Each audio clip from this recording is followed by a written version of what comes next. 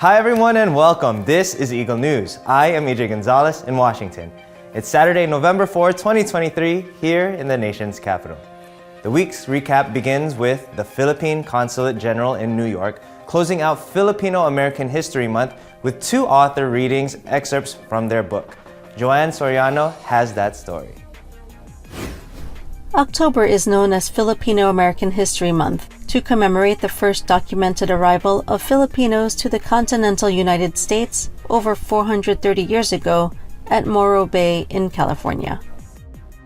This month-long event brings awareness to the achievements of Filipinos in American history, which tonight was celebrated with a book reading at the Philippine Consulate General in New York. We're actually very honored to have these two ladies with us today because we really want to promote celebrations and events such as this to highlight Filipino-American History Month and the contributions that the Filipino-American community has given to the United States. Phoebe Andes read from her book From Sweet Potatoes to French Fries, A Filipino Nurse's Odyssey, where she reflects on her childhood in the mountains of the Philippines during World War II, to becoming a nurse and eventually advocacy for Philippine nurses in the U.S. As the founder and second president of the Philippine Nurses Association of America, we asked her how she feels to be part of this important piece of history. Very happy, very proud that I was one of those who started an organization that now has become one of the most dynamic Philippine association in United States. Catherine Serrano, a filmmaker and partner in a production company, is the author of the children's book Kalayaan, Filipina War Heroines During World War II. I actually wrote this book for my younger self. I didn't really know a lot about our history and culture, being first gen. So I really wanted to learn more about our history, and as I found the women that contributed to World War II, I was like, oh, this is amazing. I wanted to make sure that the reader can see themselves in our stories, to know that, you know, they are also a part of history. Joanne Soriano, New York, Eagle News. We live in extraordinary times. The World Health Organization is asking that more medical supplies be brought into Gaza as soon as possible. This as the number of fatalities and injuries rises daily in the war-ravaged Palestinian enclave. Estela Dominique reports. WHO representative for Gaza Richard Peppercorn is calling for an urgent, accelerated access for humanitarian aid into and throughout the occupied Palestinian territory. Peppercorn says aid needed includes fuel, water, food, and medical supplies. In Al-Quds hospital, hundreds of Palestinians are sheltering inside. Meanwhile, doctors are trying to help those injured from the bombings.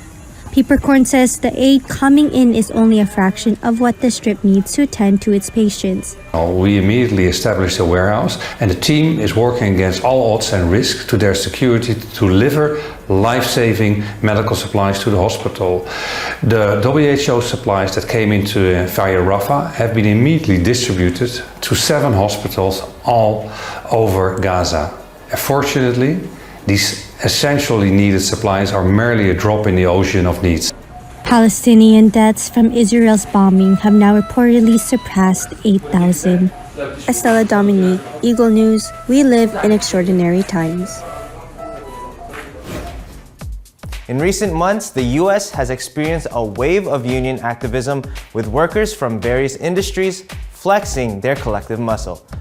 New York correspondent Bobby Soriano reports on the changing labor landscape. Here's Mind Your Business.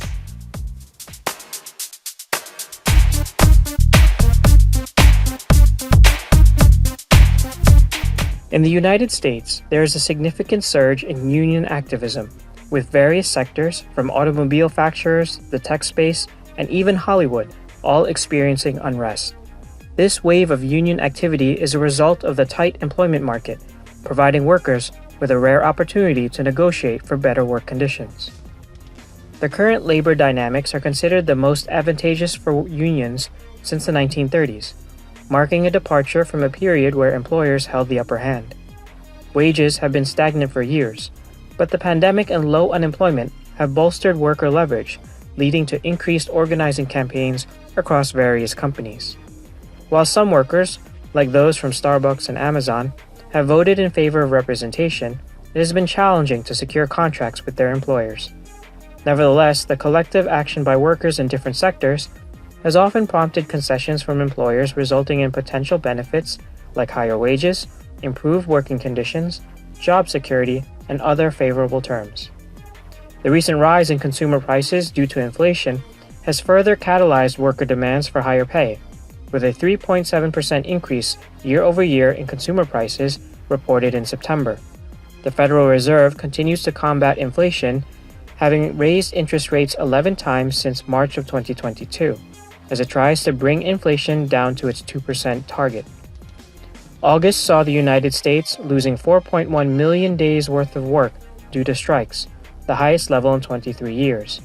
Notably, the United Auto Workers Union initiated a historic strike involving Detroit's Big Three automakers, Ford, Stellantis, and General Motors, demanding increased pay and restored benefits, given the record profits of these companies. UAW President Shawn Fain's strategy has yielded gradual improvements in company offers, and the strike has expanded to include approximately 45,000 auto employees. Last week, tentative agreements with Ford and Stellantis were announced, featuring a 25% wage hike subject to member ratification. This past Monday, General Motors also reached a tentative deal with its striking workers, becoming the last of the Big Three to reach an agreement. Similar agreements and negotiations have taken place in other industries, with unions in the defense, airline, and healthcare sectors securing various benefits, including pay increases. The surge in union activism is changing the landscape of labor relations in the United States, with workers capitalizing on their newfound leverage to demand better conditions. Bobby Soriano, New York, New York, Eagle News. We live in extraordinary times. Extraordinary stories from Thomas I. Likeness today, from humanoid robots to abandoned schools in Japan to repurposed red phone boxes in Britain. These and more on Correspondent at Large.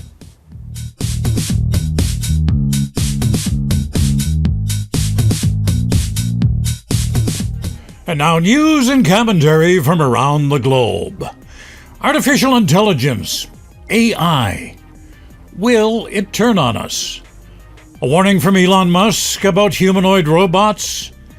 He asks, what happens if they decide they don't like us anymore? We should be quite concerned about, because if the robot can follow you anywhere, then, what if they just one day get a software update and they're not so friendly anymore? Then we've got a James Cameron movie on our hands. Musk says it's essential the robots have a switch so we can turn them off. In Japan, thousands of schools have been abandoned between 2002 and 2020.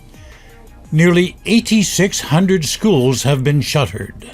These classrooms sit empty because, well, there's no kids to teach. Just over 11% of the population in Japan is under the age of 15. And now, school buildings are being converted for other purposes. Some now house businesses. Others, well, they're used by the community and serve as tourist centers. But the big problem the Japanese government will have to come to grips with is a low birth rate. The United Nations says Japan has the oldest population in the world. 1 in 10 people in Japan is over the age of 80. And the question now is, who will take care of the elderly? Another casualty of Israel's war with Hamas. Tourism in Jerusalem's Old City. Shopkeepers there say the situation today is worse than it was during the pandemic. These streets used to be teeming with people. Now, they're empty. The few souvenir shops that remain open have little traffic. Most of them hung out the closed sign a month ago when the war broke out. Shopkeeper Marwan Atia says business has died off. And since the 7th of October, there is no tourism industry anymore. I mean that there is no more tourists. He's not alone. Fellow shopkeeper Ahmad Sadei says even the locals don't want to be out and about. At 4 or 5 o'clock, everyone close and go home because they are afraid from the street. So just only soldiers, they stop everybody and bothering them. they don't deal in a good way with people. The sentiment among most people is that these are dangerous times and they just don't want to leave their homes. Britain's iconic red phone boxes are being refurbished for other purposes. You know, there's just not much demand for them now since, well, just about everyone has a cell phone. Back in the 1990s, there were about 100,000 of them on the streets, but now only about 20,000 working payphones remain nationwide. Carl Burge refurbishes the phone boxes. He says they're being used as mini libraries and information booths. Daniel Benedettini converted 2 of them into a tiny takeout cafe. People stop all the time, they take pictures. You have influencers coming without ask them, just come and make content. In terms of business, it's really good on that, on exposure for the brand. British Telecom has about 1,000 of these boxes for sale. Local groups can buy them for about £1, that's a little over $1, under its Adopt a Kiosk scheme. Do you remember using a payphone? I used them a lot when I was a radio reporter, and it only cost $0.10 in those days to make a phone call. I'll be back in 7 days, and in the meantime, I wish you all peace, joy, and happiness in the ensuing week. Thomas I. Likeness, Correspondent at Large, Eagle News. We live in extraordinary times. Papua New Guinea welcomes Hungarian President Katalin Novak with a 21-gun salute as she arrives in Port Moresby for a bilateral meeting with Prime Minister James Marape. Echo Hortaleza Canyola on Oceania at a Glance.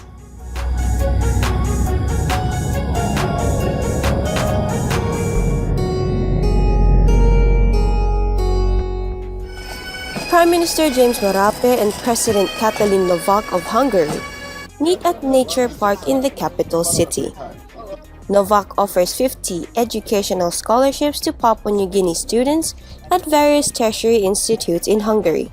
We have to base our bilateral relationship on this mutual respect, which we lack so often in our international relationships. And just as I told you, we don't have many natural resources that you do have, but what we have is education. We have a quite high-level education in Hungary. And I know that for you, it is very precious that you give access to education to the younger generations. Marape matches the scholarship offer with 50 students sourced from the Science, Technology, Engineering, and Mathematics Government National School Programs of Excellence. We, through European Union facility, we built WeWork Hospital, we did retire Goroko Hospital and other hospitals that are on foot. We're accessing that from European Union facilities. Her chairmanship in European Union next year would be an important pointer to continue point Europe to existence of Papua New Guinea in the middle of the Indo-Pacific focus.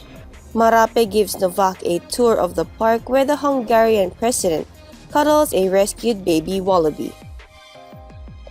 President Novak and her team then flies to Manus for a provincial visit to explore the beauty of its coral reefs, pristine rivers, and relaxing environment.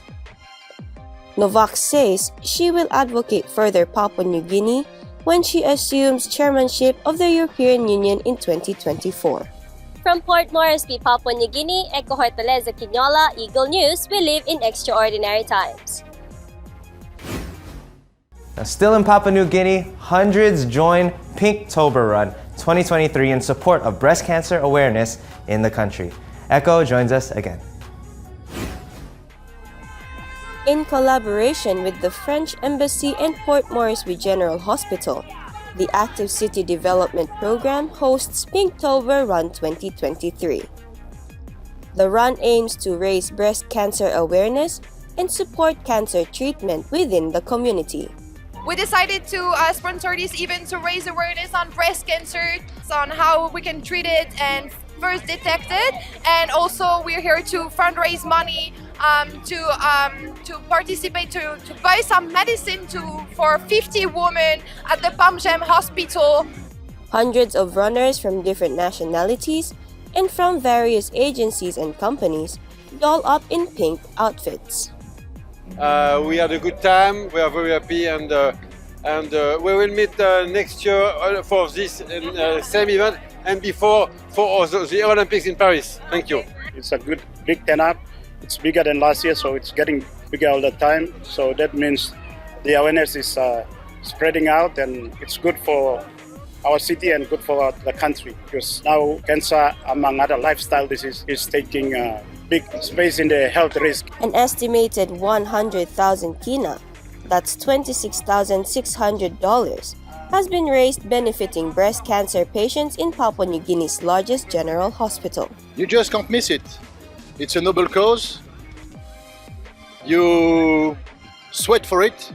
The best demonstration is to sweat for a cause. The European Union was really proud to take part of it. The essential is not to win, is to participate.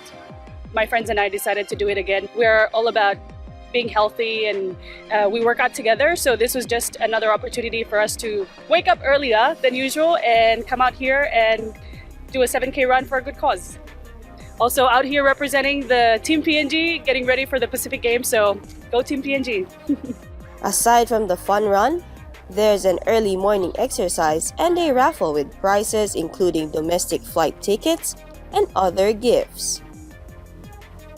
From Port Moresby, Papua New Guinea, Eko Hortaleza Quinola, Eagle News, we live in extraordinary times. The Centers for Disease Control and Prevention introduces a new campaign that provides hospitals with resources that help tackle burnout among healthcare workers. Rosel Feria tells us more on Health is Wealth.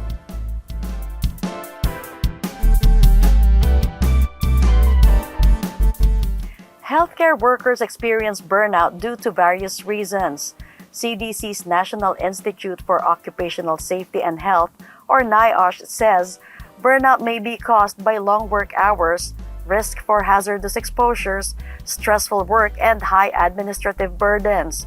To help tackle healthcare worker burnout, NIOSH launches its new campaign called Impact Wellbeing. The campaign is designed to support hospital leaders and, in turn, their healthcare workforce. This by providing actionable steps to fine-tune quality improvements, establish new workflows, and help staff feel safe seeking help. Hospital leaders are given access to several resources to introduce operational-level solutions, practices, and policies for what the agency calls incremental, sustained impact. Dr. Casey Chosewood of NIOSH says that by identifying and implementing practical operational adjustments, hospital leaders can help healthcare workers to continue doing what they do best, delivering the highest quality patient care. In the U.S., a recent study reveals that 50% of its health worker respondents, from physicians to nurses to clinical and non-clinical staff, reported burnout. Rosel Feria, Washington, D.C., Eagle News. We live in extraordinary times. The U.S. Food and Drug Administration recalls a brand of apple cinnamon puree pouches sold across the states and are available through multiple retailers. The FDA warns parents not to buy nor feed it to children due to high lead levels. Myla Simbulan reports. Parents and caregivers are cautioned by the FDA to refrain from buying and feeding Wanabana apple cinnamon fruit puree pouches to toddlers and young children.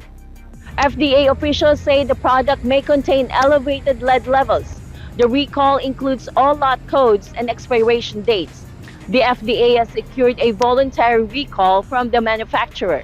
The pouches are sold nationally through multiple retailers, including Sam's Club, Amazon, and Dollar Tree.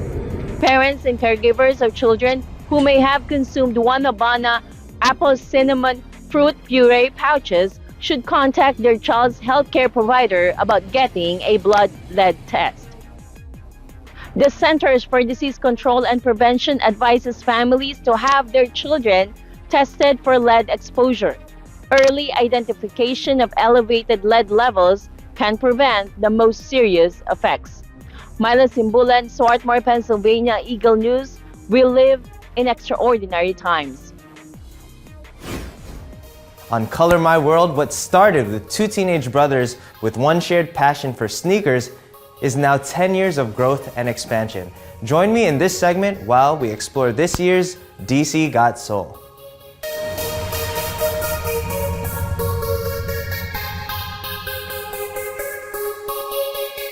Soul really started as two brothers with a dream. We lost our house in a house fire. We lost everything. We lived in a trailer for a year, and we were, little entrepreneurial kids that just wanted to make some money to buy some fresh shoes. I was 14 years old, Joey was 16. We went to a small sneaker event, and I guess ambitious 14-year-old me looked at Joey and I said, hey, why can't we do this? We'll put our own spin on it, make it cool and exciting. And we threw an event in a small little church in Boston. 200 people came, and the next 10 years have just been growth gradually of bringing God's Soul around the country and soon to be around the world.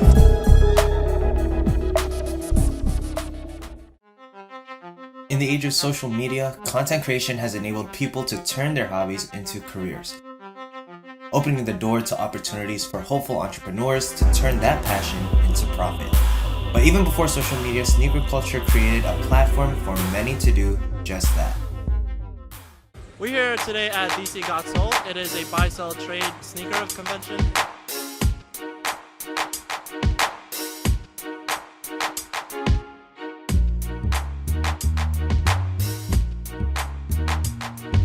Ten years ago, Got Soul founders brothers Jonathan and Joseph Demodica took their passion and love for sneakers to the next level. But the Demodica brothers aren't alone. There are countless self-made businessmen and women that attribute their success and some even wealth to their love of sneakers. The spectrum that we're in now, I feel like it's a lot. It is a 24-hour, 7 days a week type of situation. So our business is like eat, sleep, and breathe it. I'm a business owner, and I want to pass that skill on to my son. Try to teach him, buy a shoe, and then you could possibly wear them once or twice, enjoy them, and then you can go sell them on eBay, and the retail value is still pretty high. The fact that so many people, and young people as well, have used sneakers as a catalyst to start their business endeavors and entrepreneurial career is like such a beautiful thing to me as well. A lot of people I've seen over the last 10 years that have started coming to our shows, they bought a ticket the first time, then they got a vendor table, then they had 2 vendor tables, and then maybe they grew more and they have a store now, whatever it might be, and they stayed in that sneakers category. But there's a lot of people who have had 1, 2, 3 tables, stopped buying and selling sneakers, and now they have their own business in the tech industry or whatever it might be. Got Soul and the sneaker community can be a catalyst to teach people the business principles and how to hustle, how to really work hard. And those principles of not just being a good business person, but having a good work ethic and things that come along with that in general it's a beautiful thing to me. Today, social media and sneaker culture work hand in hand, making the possibilities seem endless. Social media has exponentially grown our business. Since we posted the first video, we noticed right away the impact that it was having, and that's what pushed us to keep going and to get out of our comfort zone. Post one day and you get 150 million likes. Like, don't dwell in that success. Like, you have to do it again tomorrow and then the day after. While there are risks involved in any kind of investment or business venture, those in attendance today value something greater than the numbers. Totally new to the sneaker community, but I decided it'd be a nice time to try something new and just see what it's all about. Even from a business perspective, just to see brands come up and come big to what they are now. It's so interesting to learn and just take notes from it, I guess. Well, growing up, I always loved shoes. I love Jordans.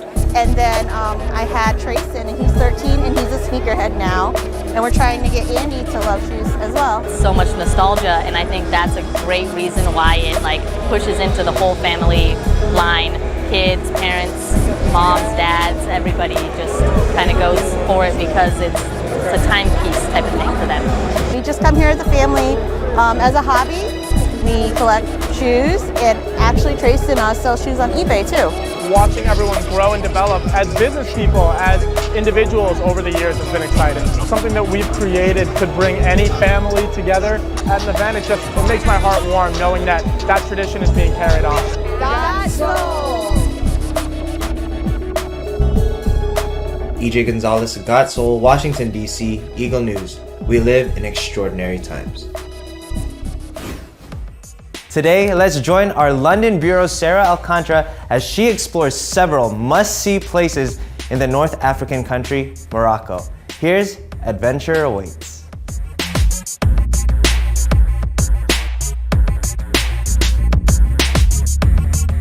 Traveling. Others do it for business, some for leisure, but for most of us, we use it to escape reality even just for a while. Palm trees, blue skies, warm breeze. A totally different world. Situated in North Africa and bordering the Atlantic Ocean and Mediterranean Sea, Morocco is one of the tourist destinations that needs to be explored. It somehow resembles and almost feels like home, until it does not. The ambivalence the place made me feel somehow gave me peace and quiet. I was quite amused to the unexpected paradox. Known as the Red City, it owes its nickname to the colors of its ramparts. The walls are made of orange-red clay and chalk, which served and still serve for the construction of the various buildings and houses in the city. We walked down the streets passing by the market and then to Jardin Majorel.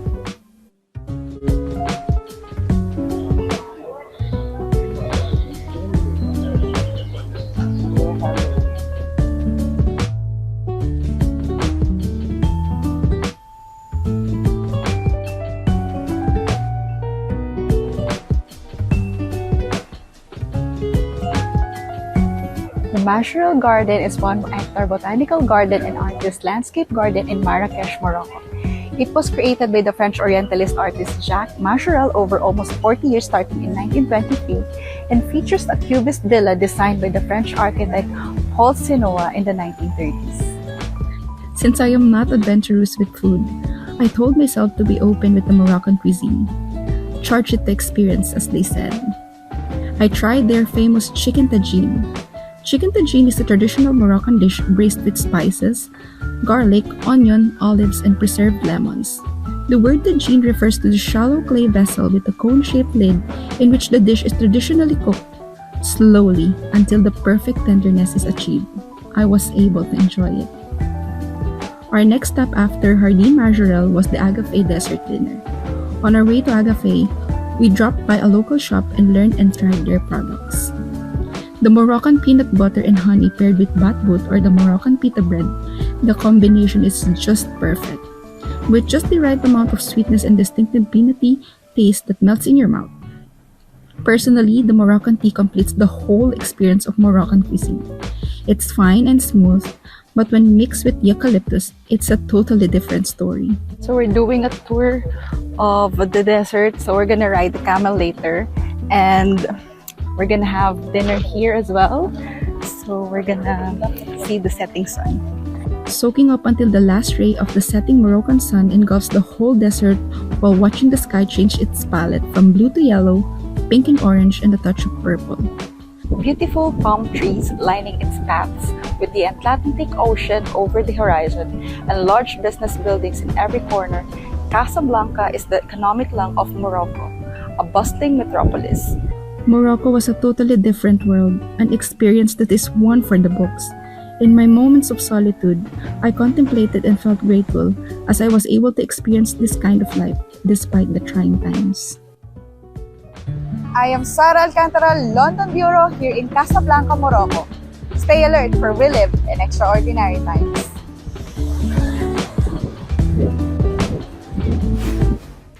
Preparations are in high gear as Formula One racing is about to hit the streets of Las Vegas. With more on how the city is being transformed, here's Anna Cui in Nevada. F1 Las Vegas Grand Prix takes place in less than 3 weeks, and construction continues to transform a good portion of the Las Vegas Strip. Now, right behind me, we're standing actually in front of the F1 pit building, and they say this is where the race will start and end. As you can see, there is still much to complete, and workers are saying that they are working 24/7 to complete the construction. This pit building is said to have garages, suites, and a rooftop deck.